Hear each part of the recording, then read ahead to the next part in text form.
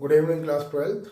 आज हम बात करेंगे अपने टॉपिक प्रोटीन्स कैसे बनते हैं, मतलब प्रोटीन्स की जो केमिकल स्ट्रक्चर है वो क्या है। प्रीवियस लेक्चर में मैंने बताया आपको proteins are made up of amino acids, specially alpha amino acids. सही है। अल्फा एमिनो एसिड्स में क्या बताया मैंने आपको, amino acids are the special chemical which carry NH2 and COOH group both at the same carbon. Okay. फिर मैंने बोला आपको एमिनो एसिड्स के पैटर्न्स अगर चेंज होंगे, कब चेंज होंगे, जब आर चेंज होगा आपका। Now we comes on the topic how does amino acids combine with each other and form different type of proteins. तो देखिए, एमिनो जो एसिड्स होते हैं प्रोटीन्स में, दे combine with each other by a special bond that is called peptide bond. Clear. मैं बता दूं आपको, इस चैप्टर में आपके सिलेबस में 3 कैटेगरी के बॉन्ड है। एक है आपका ग्लाइकोसाइडिक बॉन्ड, एक है पेप्टाइड बॉन्ड और एक है phosphodiester bond. Phosphodiester bond glycosidic पढ़ाया मैंने आपको ग्लूकोज और कार्बोहाइड्रेट्स में। When in carbohydrates monomer of carbohydrates join together, इसको हम क्या बोलते हैं, monosaccharides. When the monosaccharides join together they join with the help of glycosidic bond। glycosidic bond carbohydrates में होता है, पेप्टाइड बॉन्ड्स प्रोटीन्स में होता है जो एमिनो एसिड्स को कॉम्बाइन करता है। फॉस्फोडाइएस्टर बॉन्ड न्यूक्लिक एसिड्स में होता है जो DNA RNA को बनाता है। ध्यान रखना है, 3 बॉन्ड्स, ये इंपॉर्टेंट बॉन्ड्स हैं यहाँ, बाकी ये आ सकते हैं डेफिनेशन। तो देखिए, so the in proteins amino acids are join together by peptide bond to form a polypeptide chain। तो एक्चुअल में जो प्रोटीन्स हैं they are polymeric chains of amino acids. Clear. अगर सिंगल पॉलीमेरिक चेन से बना हुआ है प्रोटीन तो सिंपल प्रोटीन होगा, प्राइमरी स्ट्रक्चर प्रोटीन। अगर वो चेन कॉइल फॉर्म में है, मतलब कर्व्ड फॉर्म में है, इंटरमिंगल फॉर्म में है, तो हम उसको बोलते हैं सेकेंडरी प्रोटीन, थोड़ा कॉम्प्लेक्स प्रोटीन। एंड अगर प्रोटीन्स की बहुत सारी पॉलीपेप्टाइड चेन्स एक दूसरे में इंटरमिंगल हैं, उसे हम बोलते हैं टर्शियरी प्रोटीन्स और क्वाटरनरी प्रोटीन। तो ये भी बताऊंगा एक एक करके, है ना। तो कैसे एमिनो एसिड्स अटैच होते हैं वो देखिए आप पॉलीपेप्टाइड चेन में।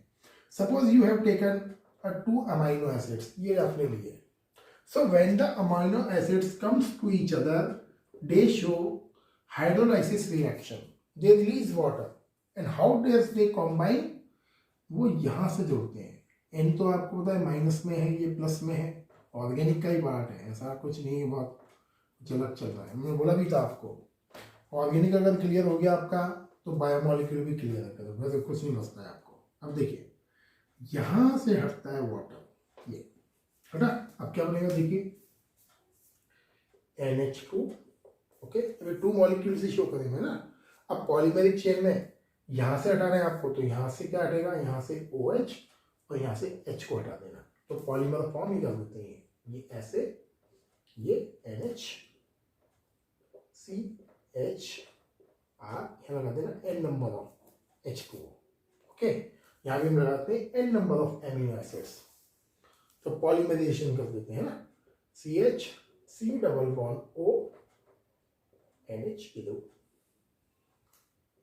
CHR and that is C double bond O and N, that is a polypeptide chain, N number of amino acids combined। और ये जो बॉन्ड होता है C double bond O NH, इसको हम बोलते हैं पेप्टाइड बॉन्ड। ये इसकी केमिकल कॉम्बिनेशन है। अगर आपसे पूछ ले what is the chemical structure of peptide bond, तो आपको लिखना है C double bond O NH, ऐसे शो कर रहा है। Polypeptide bond is C double bond O NH। Clear. तो आपको बोलना है in proteins amino acids are combined with each other with the help of special bond C double bond O NH is called peptide bond.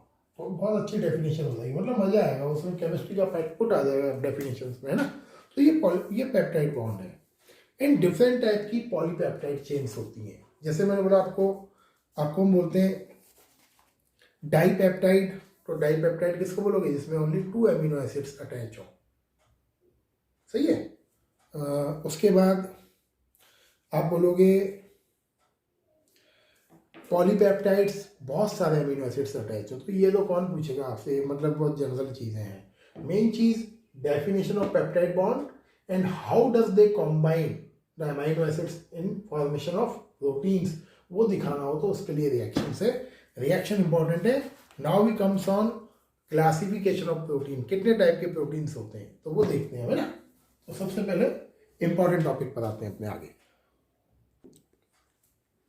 देखिए बेटा, protein का first classification है classification on the basis of molecular shape. देखिए ध्यान से, molecule के shape के base पर, मतलब जो प्रोटीन का मॉलिक्यूल बना है आपका, जो प्रोटीन का पूरा स्ट्रक्चर है, स्ट्रक्चर के बेस पर आपके टू टाइप के प्रोटीन्स होते हैं, फाइब्रस एंड ग्लोबुलर। सबसे मेन एग्जांपल आपसे पूछेगा फाइब्रस के, ग्लोबुलर के, कि ऐसे कौन से फाइब्रस और ग्लोबुलर प्रोटीन हैं जो आपकी बॉडी में प्रेजेंट है। तो सारी चीज़ों को जोड़ेगा आपकी ह्यूमन बॉडी से। तो फाइब्रस प्रोटीन कहाँ है, आपके हेयर में जो प्रोटीन है वो फाइब्रस प्रोटीन है, आपके नेल्स में जो प्रोटीन है वो फाइब्रस प्रोटीन है। ओके, ये ध्यान रखना, आपकी मसल्स में जो प्रोटीन है वो फाइब्रस है। क्लियर।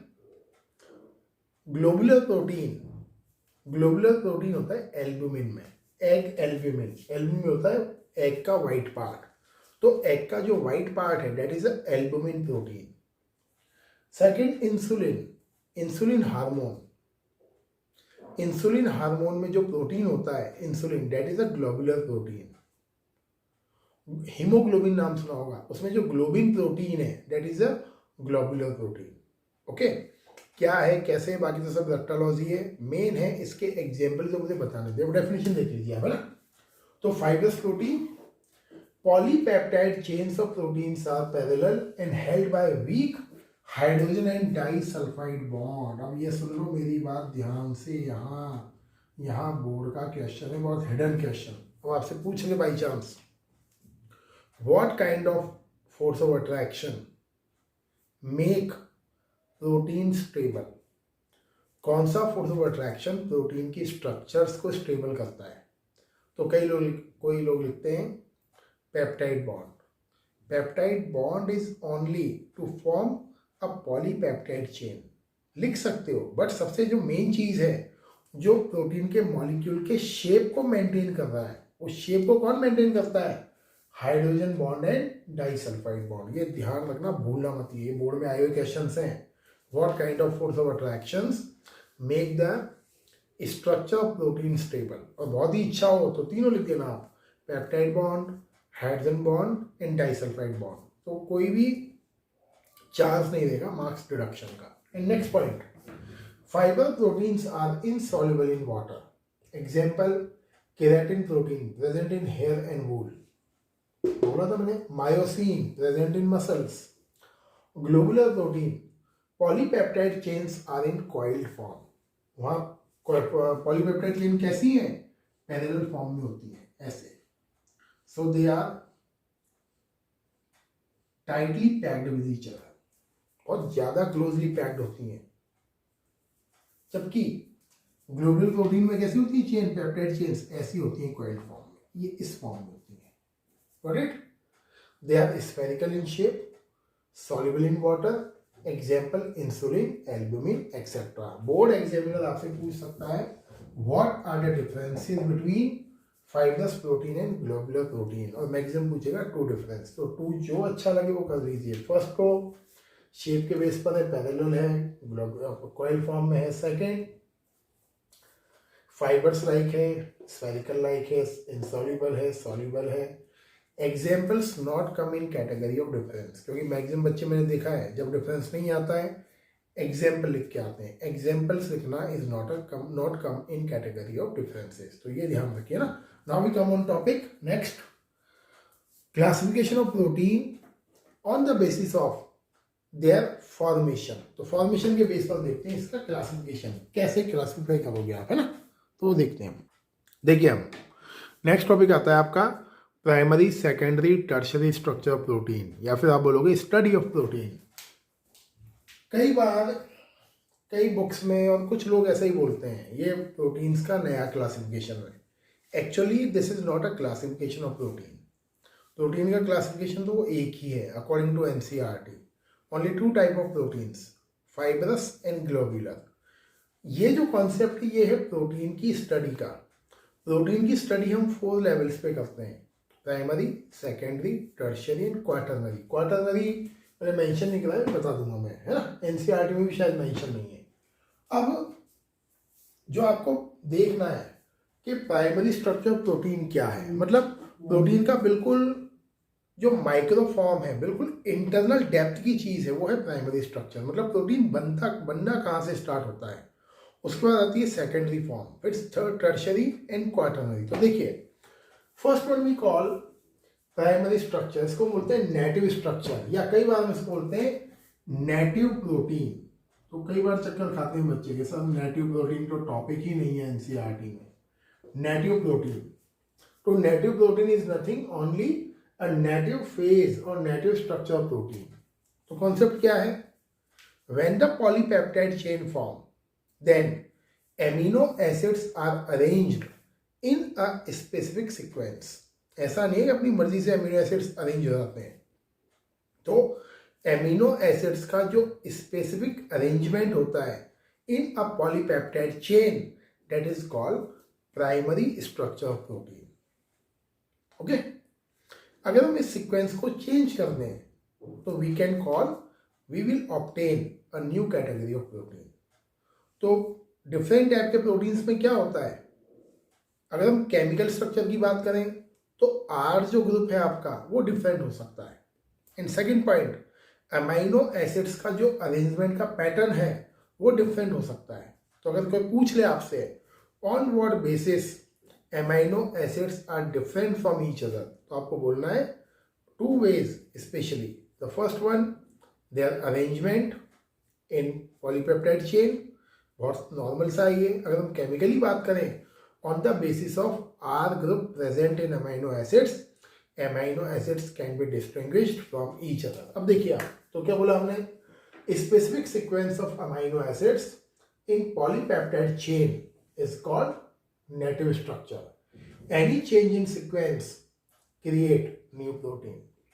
सेकेंडरी में क्या है, specific arrangement of polypeptide chain in special pattern और sequence is called secondary structure. मतलब जब आपकी पॉलीपेप्टाइड चेन बन जाएगी तो बनने के बाद उसका शेप कैसा है, उसका शेप शीट के जैसा है, उसका शेप कॉइल्ड फॉर्म में है, उस शेप के बेस पर हम प्रोटीन को बोलते हैं सेकेंडरी स्ट्रक्चर। क्योंकि वहाँ तो सबसे पहले क्या होता है, एमिनो एसिड्स अरेंज होते हैं और अरेंज होके पॉलीपेप्टाइड चेन बनती है, सिंपल ऐसे, ये polypeptide chain straight line. Secondary में क्या होता है, ये पॉलीपेप्टाइड चेन अपने शेप को डिसाइड करती है। अब ये शेप हेलिक्स के फॉर्म में हो सकता है पॉलीपेप्टाइड चेन का, ये शेप प्लेटेड फॉर्म में हो सकता है। क्लियर? तो आपसे पूछेगा इसके difference, alpha helix protein and beta pleated protein में क्या डिफरेंस है। तो देखिए क्या है, आप क्या बोलोगे, arrangement of polypeptide chain in specific sequence or pattern is called secondary structure. 2 type of secondary structures of protein are possible. First one is alpha helix, second one beta plated. अब diagram देखिए, alpha helix में ये मैंने spring जैसा बनाया है ये, but spring की जो कॉइलिंग है उसका डायरेक्शन क्या है, राइट साइड, ऐसे घुमाइए मैंने कॉइलिंग। तो कॉइलिंग में क्या हो रहा है, ये एरो राइट हैंड साइड जा रहा है। देखिए एरो ऐसे नहीं लगा देना भूल के भी, ऐसे लगा दोगे लेफ्ट हैंड साइड हो जाएगा, रॉन्ग है। ये डायग्राम ऐसे ही बनाना है आपको, कॉइलिंग ऐसे नहीं बनानी है आपको, ये रॉन्ग है। कॉइलिंग आपको राइट हैंड साइड दिखानी है कॉइलिंग। तो first one is alpha helix. In alpha helix protein polypeptide chain present in coiling form and in this coiling twisting take place towards the right hand side direction. ये इस side से twisting होती है। Second, hydrogen bond make the coils stable. Third, they are elastic in nature. अब पूछ ले आपसे कौन सा एग्जाम्पल बताइए इलास्टिक प्रोटीन का, तो आपके हेयर का जो प्रोटीन है, आपके जो फाइब्रस प्रोटीन है, वो इलास्टिक होते हैं नेचर में. Hair, wool, nails, muscles, they are elastic in nature. Okay. R group generally बड़ा होता है, लार्जर होता है. Beta pleated non elastic proteins होते हैं. Polypeptide chains maximum stretched and polypeptide chains form a stretch sheet conditions. तो इसमें क्या होता है, आपकी पॉलीपेप्टाइड चेन्स अपने आप को स्ट्रेच करके रखती हैं प्लेट्स के फॉर्म में. तो लिखा हुआ है मैंने stretched polypeptide chain. Hydrogen bond keep stable and alkyl group are smaller. वो इलास्टिक हैं, आप क्या बोलोगे, दे आर लेस इलास्टिक और मे बी नॉन इलास्टिक. तो ये आपकी प्रोटीन की secondary structure. Now we come on topic tertiary structure of protein. देखते हूँ. देखिए बेटा, लास्ट देखिए आज का topic tertiary structure and quaternary structure. अब टर्शियरी स्ट्रक्चर्स क्या है, देखिए टर्शियरी को हम बोलते हैं 3 डिग्री स्ट्रक्चर. सब देखिए आप, अगर आपके प्रोटीन की सेकेंडरी स्ट्रक्चर्स इंटरकॉइलिंग शो करें, सही है, तो मैंने क्या लिया, 1 पॉलीपेप्टाइड चेन ली, उसको क्या करा मैंने, इंटरकॉइल्ड कर दिया.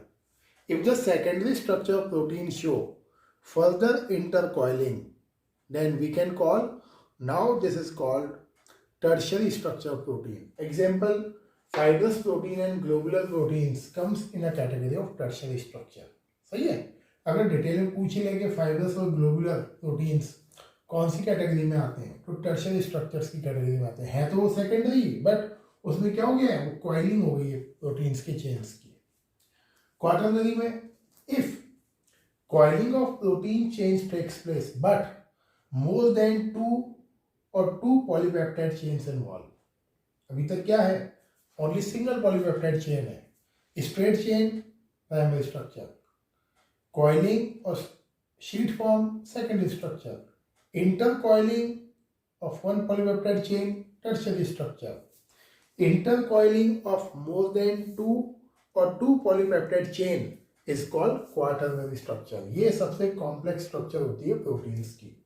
एक टॉपिक है छोटा सा, बोर्ड में आता है आपके questions, denaturation of proteins. Denaturation क्या होता है, अगर हम प्रोटीन्स के टेम्परेचर में, प्रेशर में, केमिकल स्ट्रक्चर्स में या पीएच में चेंज कर दें तो क्या होता है, protein lose its biological activity and जो प्रोटीन्स की पॉलीपेप्टाइड चेन्स होती हैं दे आर ब्रोकन डाउन. लेकिन अब यह क्वेश्चन है, प्रोटीन की कौन सी स्ट्रक्चर डीनेचुरेशन में डिस्टर्ब नहीं होती है, that is a primary structure. क्योंकि प्रोटीन की सिंपलेस्ट फॉर्म क्या होती है, प्राइमरी स्ट्रक्चर होती है. तो primary structure can not be ruptured, can not be disturb by doing any kind of change. तो क्वेश्चन देखिए आप यहाँ, theory due to the change in भूल गया मैं लगाना, ढंग से लिख देता हूँ.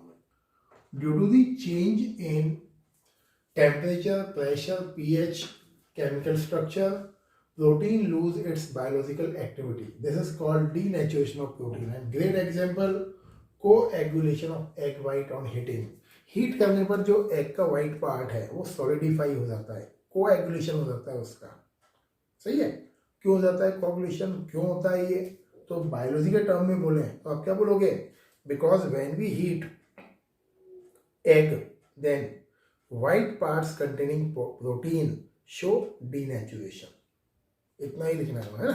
दूसरी चीज, curdling of milk, मिल्क से कर्ड बनना. when milk convert into curd then lactic acid form and due to the formation of lactic acid जो मिल्क का जो प्रोटीन होता है वो शो करता है डीनेचुरेशन.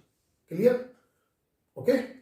तो ये आज का लेक्चर है आपके बायोमोलिक्यूल का, और बाकी नेक्स्ट लेक्चर में कंप्लीट हो जाएगा बिकॉज न्यूक्लिक एसिड्स बचे हुए हैं. एंड अब तो एक बार फिर बोलूँगा मैं, सर पर है, कभी भी डेट्स अनाउंस हो सकती हैं आपके बोर्ड एग्जामिनेशन की. ये मत सोच के बैठिए कि मई में होगा और मई में देखेंगे. अब देखने का टाइम नहीं है, और बोर्ड प्रैक्टिकल में कुछ धमाका कर सकता है बोर्ड CBSE. और चांस ये है कि लैब आप गए नहीं हैं तो इस साल आपकी बोर्ड की प्रैक्टिकल का एग्ज़ाम भी थ्योरेटिकल हो सकता है. और थ्योरेटिकल हुआ तो बहुत पेन होने वाला है, क्योंकि थ्योरेटिकल में आपको पूरी लैब मैनुअल पढ़नी पड़ेगी. और पढ़ने का मतलब ये है कि वो एक और अलग सिलेबस होगी अपने आप में करने के लिए आपको. तो थोड़ा थोड़ा बोर्ड के प्रैक्टिकल्स पढ़ते रहिए, मैंने आपको मैंने शेयर करी थी पहले, उसको देखते रहिए और रेडी रहिए किसी भी सडन कंडीशंस के लिए। Thank you.